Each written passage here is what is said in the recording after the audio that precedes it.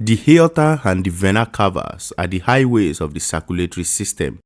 They deliver oxygenated blood to tissues and return deoxygenated blood to the heart. The aorta is the largest artery in the body. It arises from the left ventricle and transports oxygenated blood throughout the body. It is divided into four parts: the ascending aorta, the arc of aorta, the descending thoracic aorta, and the abdominal aorta.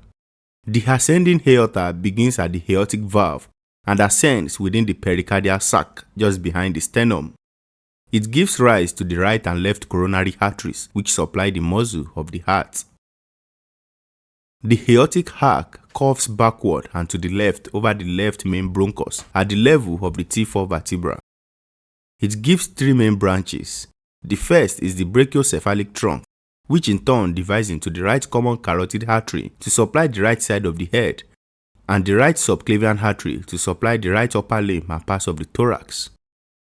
The second branch of the aortic arc is the left common carotid artery, which supplies the left side of the head and neck, while the third branch of the arc of aorta is the left subclavian artery, which supplies the left upper limb and parts of the thorax.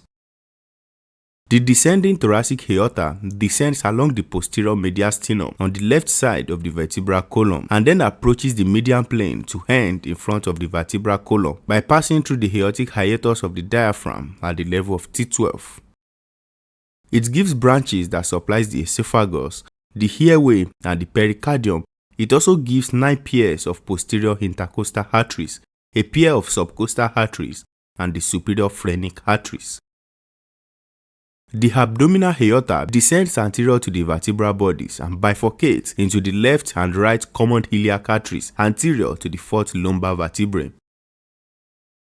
It gives the following branches: the celiac trunk, which supplies the stomach, liver, spleen, and pancreas; the superior mesenteric artery, which supplies the small intestine and the proximal colon; the renal arteries, which supplies the kidneys; the gonadal arteries, which supply the gonads; the inferior mesenteric artery, which supplies the distal colon; the lumbar arteries, and the inferior phrenic arteries. The vena cavas are the two largest veins in the body. They are tasked with returning deoxygenated blood to the heart.